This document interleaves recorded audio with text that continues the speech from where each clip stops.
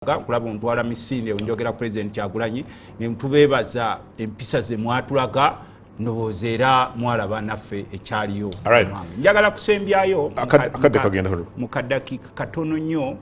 okusaba bakama baffe abali mu gavumenti ntula ku finance committee ya parliament twayisa omusaala okwongeza abasirikale b'amagye n'abapoliisi nawuliddeyo okuvevenga okuliwo nti officers in uniform temugenda bongeza sente tula committee isa sente okwongeza abasirikale of all ranks mu police n'amagye so bwe mpulira emboozi zino eziriwo mbu abasirikale simanyi sente muzitwala mu training ezo budget yabwe twagiyisanga parliament okubanga abasirikale mubongeza sente zaabwe okulaba nga welfare yaabwe eterera sebo neyanza nnyo mukisa gw'amakya ga leero. Well njagala Honorable Tamaguzi aga nti wamira akasajja ku mutima olw'okuwummuza so you chose to start ekisinde ekicountering ekyo ekibiina. No. But ekyokubiri Nuupu generally mu 2021 yakola bulungi mu Busoga ku level ya president. Bino ebigenda mu maaso bigirekawa mu Busoga on a larger scale. No, ekisoga kazookere ku kiri nti mbunamera akasajja kyendowooza nti mu Nuupu temuli muntu mugumiikiriza nganze kubanga nze bampumuza mu November saawozesebwa sina disciplinary committee gye nayitibwamu saawe kwegamba engeri eyampisibwamu ya kikangalu nembigumiikiriza ebyo byonna nembeera patient from November paka mu mwezi gw'omukaaga paka mu mwezi gw'okutaano egyo emyezi kumpi 7 nga nze ngumiikiriza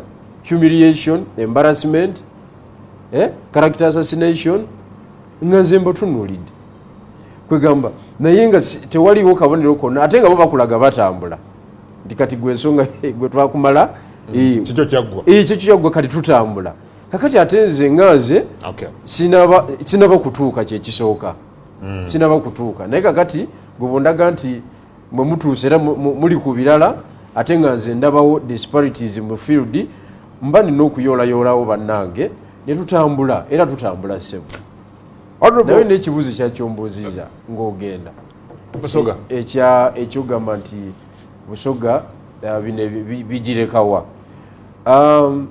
omuntu ali waggulu w'okupulaningira ekibiina ye president n'olukiiko lw'olufuzi olw'executive board ndowooza bo bakuba tooki balaba nga batambula mu wisdom yaabwe so sagala ku ground olaba ki anti sina buvunanyizibwa bwa feedback olijiwa batulaba oge bo bakuba tooki mu wisdom yaabwe balinga abatambula bwe kiri ku ground mu Busoga amanyi kati nze ebyobufuzi byange byanjawulomu sitera nnyo kuwabula naddala omuntu nga taneetaaga era ne debate zenze nkola mu byobufuzi zonna gavumenti sigiwa magezi so n'omuntu yenna nga taneetaaga bulungi sira lwaki mukola ki Nuupu nkugambye teneetaaga. Honorable Lutamaguzi Semakula awo wenyini wenjagala ekibiina gy'oyagala okugenda abantu batulira 226 Moses Bigirwa omu kwabo abali empagi Luwaga mu kunoonyeza Nuupu akalulu mu Busoga n'ebbanga lyonna abaddewo ayisibwanga bw'ayisibwa ayogedde ku humiliation, embarrassment n'ebirala kati ekisooka ku lwa byonna njagala kusooka kugamba bannansi nti embeera gye tulimu si ya bulijjo ebintu bingi bigenda kweyongera okulabikawo naddala mu mbeera y'ebyobufuzi olw'obukulembeze obuliwo nti we tuba mu transition ebintu bingi bigenda kubeera ogenda kulaba abeerumaaluma ogenda kulaba abava mu kibiina abayingira ekibiina n'okulwanagana kujja kuba ekibiina kyonna ekiri herese tekiba kirwanagana era ne bwe babeera abaana bato waka bw'olaba nga bonna bali dormant omanya nti anti wuliriza enkola tewali kibiina kitaliimu butakkaanya sebo tewaliwo kibiina kitaliimu butakkaanya ekikulu nti muli focused okutunulira kati wuliriza ebyange sebo mpaayo kadde nkugambye teri kibiina kibeera 100% herese ekibiina kiringa mubiri gwa muntu teri muntu gwe bakebera ne bamugamba nti gwe oli 100% n'obulako akamogo kakati gwe kisinziira time kibiseera ki era impact kijogenda okufiiringa kati Mr. Bijirwa bwabeera n'ebimuluma ndowooza waliwo abasobola okubikolako mu budde bwe basobola okukkaanya kati ffe we are keeping our eyes on the ball tomuteeka ku ebyo kubanga I know with time bisobola okutereeza we need Busoga and Busoga is there. No, but you say ono yali Mpaji ati nkugambe we need Busoga and Busoga is there Bijirwa we NRM nkugambye ize kisinde pate kati bwe tubagamba mututeeke ku mulamu ogutunuulira omupiira tontunuliza mu bawagizi nti nabo muwagizi wundi tonzijja ku mulamwa I'm looking at the ball awe mututeeka naddala mwe bannamawulire abamu kakati mbadde nkugamba so Bijirwa akugambye nti ekibiina tekimwetaaga ati wuliriza kyenkugambye Bijirwa omuntu eyakunga mu kalulu wuliriza sebo ennyo Busoga neebeera bweti ku level ya president saawa eno bw'omuzza ebbali nga tomuwuliriza that speaks volumes eri enkola ya gyoyagala okugenda kati gwe w'amawulire gw'omuwuliriza n'omukolerawo ki politics alina emitendera egiwulirizibwamu kati gwe muwulirize kuba nkugambye nti politics alina steps ze Bijirwa akyali opposition as long as in opposition ffe tugamba kunga gwe tetufaayo bino byonna ebisigadde tujja kubirabanga tutuuse eri kati gwe w'amawulire oyagala neefuuka kunyukunyu wali eri kuba kunyukunyu aba musanyufu nga amazzi gatabuse naye kiri ku ground what is on the ground people want change people want Museveni to go regardless kati gwe omwanjudde nga wa kibiina ki mbuja gwe ng'ow'amawulire enjawulo ku ground ati gwe nkugambe enjawulo ku ground ekiriwo Mr. Bijirwa akugambye nti abantu be bali totally neglected ate njagala kumugamba Mr. Bijirwa please gwe ng'omusajja ow'enkyukakyuka stop looking at this government alone start also looking at the leadership of your people yewamwe Busoga eringa ewaffe eruweero Museveni yakwata bakadaga when Kadaga was speaker of parliament what did she do to the people of Busoga yaleetanga Museveni mbono yeka muzeeyi yeka kiherepti Museveni okujjawo age limit n'etaamu n'egundiza limits kati ebiseera bye yamalanga okujjawo limits ezo singa yajjawo limits z'obwavu wuliriza sebo ebiseera the former speaker Kadaga bye yamala okugirawo Museveni age limit singa yajjawo limits z'obwavu n'agamba buno omugobye Busoga tulwane Bijirwa wuuna akukuluma anti akukuluma mutuufu akukuluma on what is happening on the ground regardless kwa kati fete tujetunulia soko bulire soko tunulia munamawuli alabika ali mu the way he was under n'ekibiina kya governor yali tematiza anti nkugambye ne muggulu waliyo kakatabanguko ne muggulu wa Katonda gyatuula waliyo kakatabanguko Katonda n'abuuza naye gwe malayika gwe nga sikutegeera kubanga twali badde tusuubira nti muggulu matabutamerere olaba muggulu waliyo akatabanguko naye ate eno mu bibiina by'ebyobufuzi so ebyo bibaawo ffe amaaso gaffe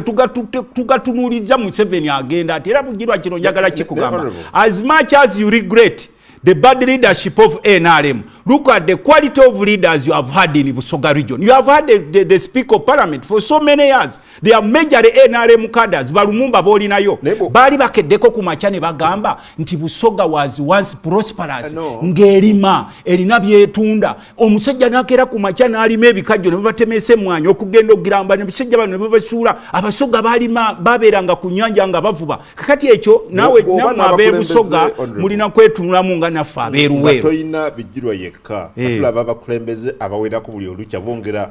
okwemulugunya ku ngeri ekibiina kiddukanyizibwamu abakulembeze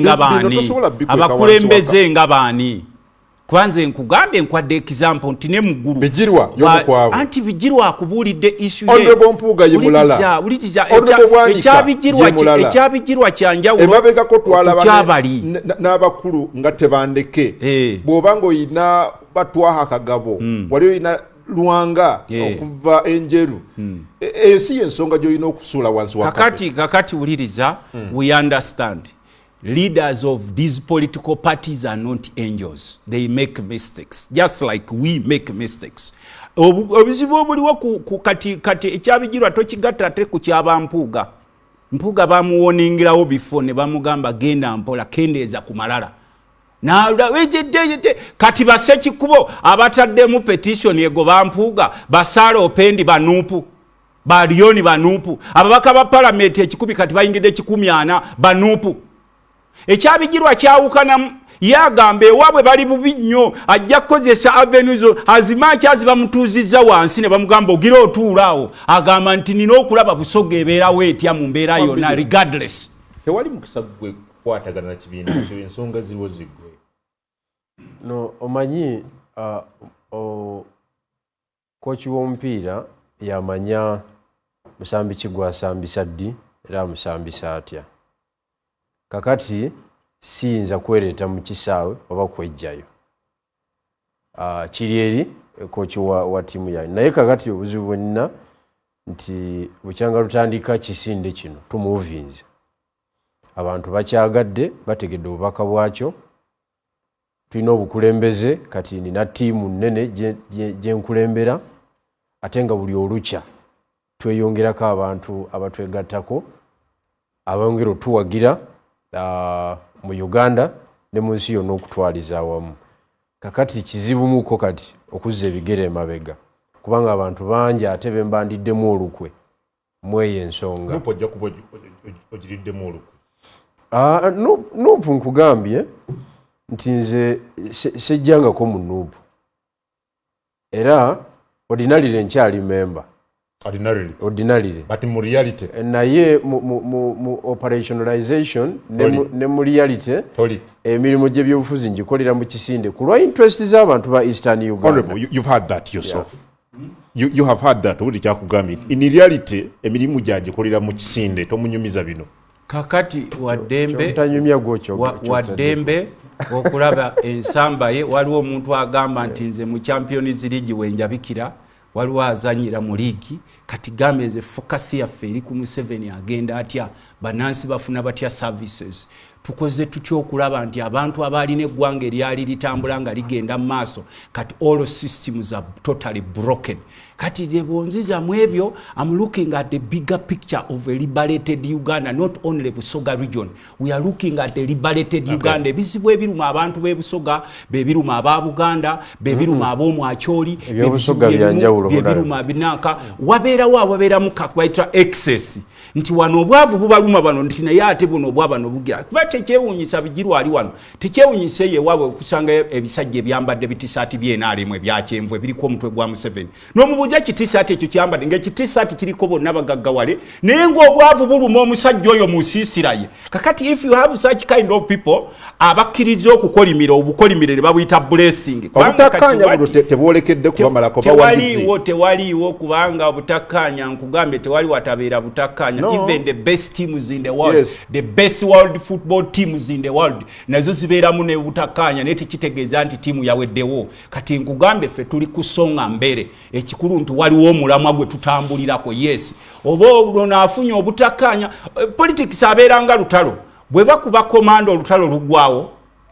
yusonga mbere oga komanda bamukubye abagira bamujjanjaba ebiwundu kati bano tulina ba injured politicians babajja bijirwa yomukuba injured politician kati fe tumugamba mufune dokita agira mukola kazi we move forward with the time ajja kukoma ye mwenyini gagamba nti kati interedde kangende ensambe namba yange jembadde ensamba in politics. Do you feel betrayed n'ekibiina? No nze kisooka siri ku level egamba nti I've been betrayed. Are you an injured politician? No. Ekyo honorable ayogedde kya butaliimu kubanga akimanyi bulungi nnyo ebbanga lyemaze mu kisaawe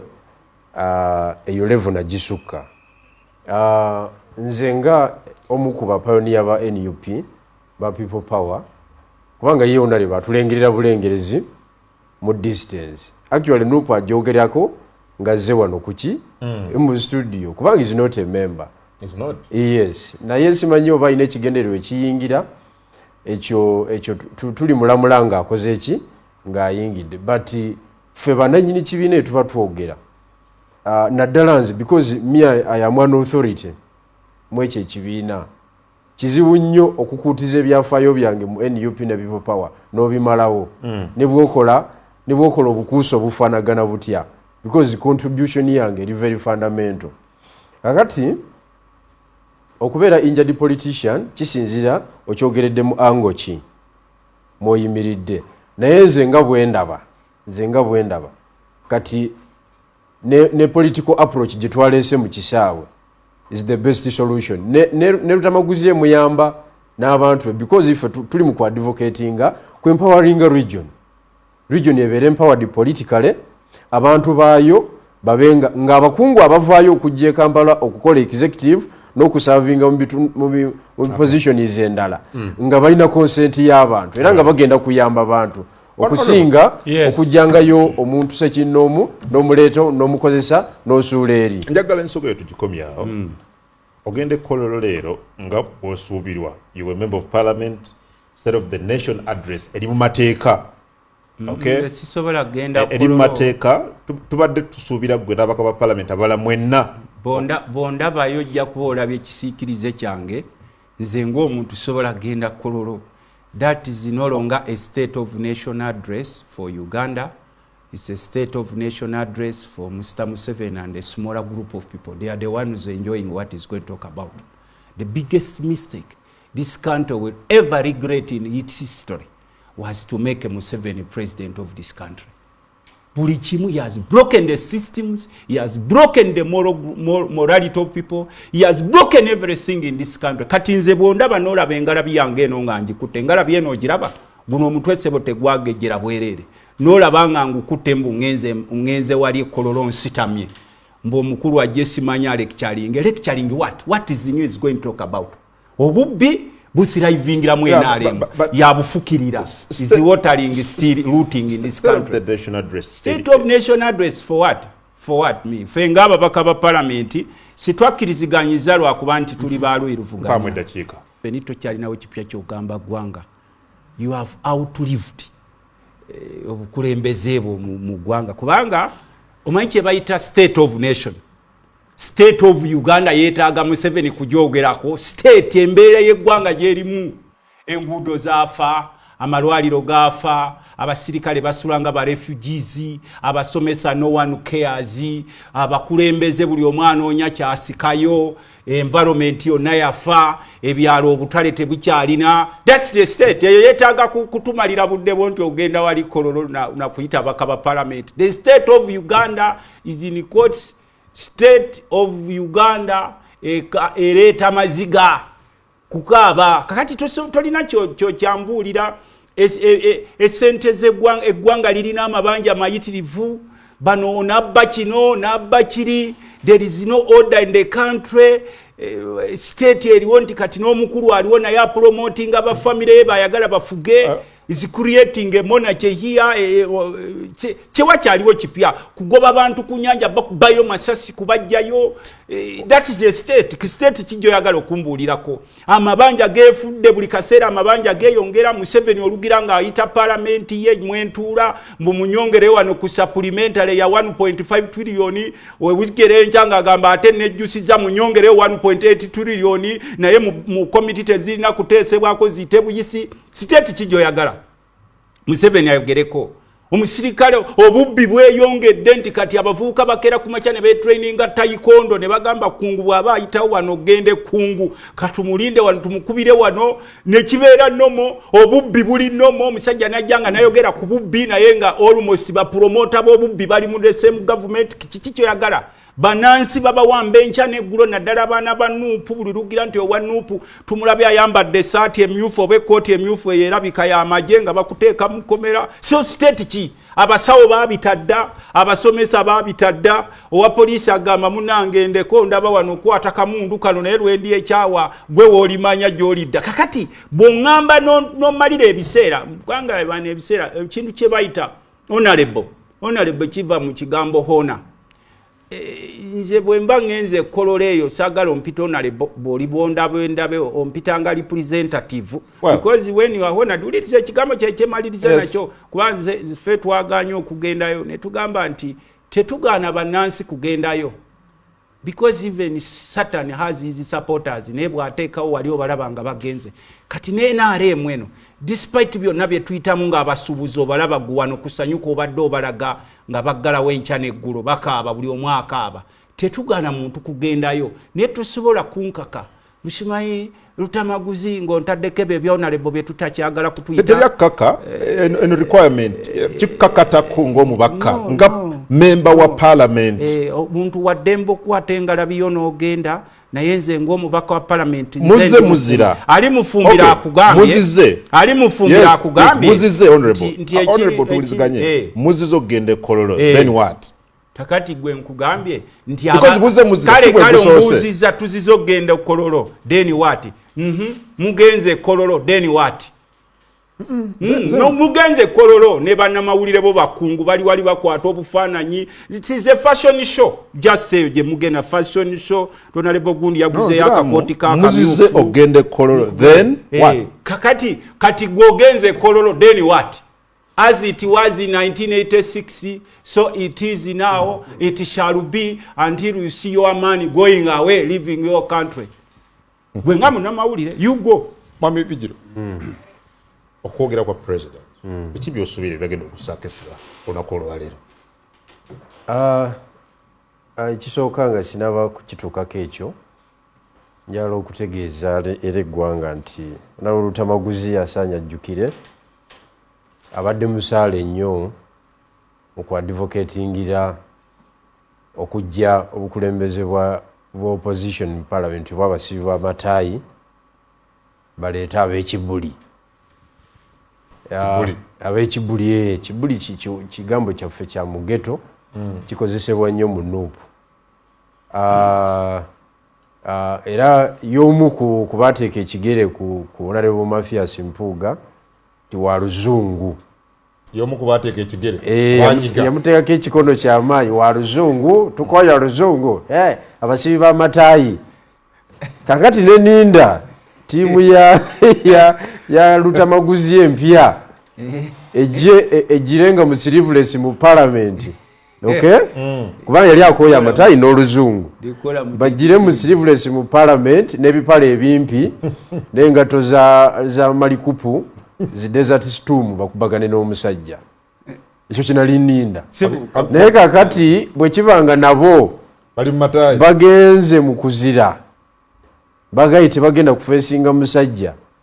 then tuba tukyalina olugendo luwanvu nnyo olw'okutambula ng'oludda oluvuganya kubanga nze kyendowooza baaligenze bamuconfrontinga kubanga woba wapinga oluzungu n'okureasoninga ku fulo ya parliament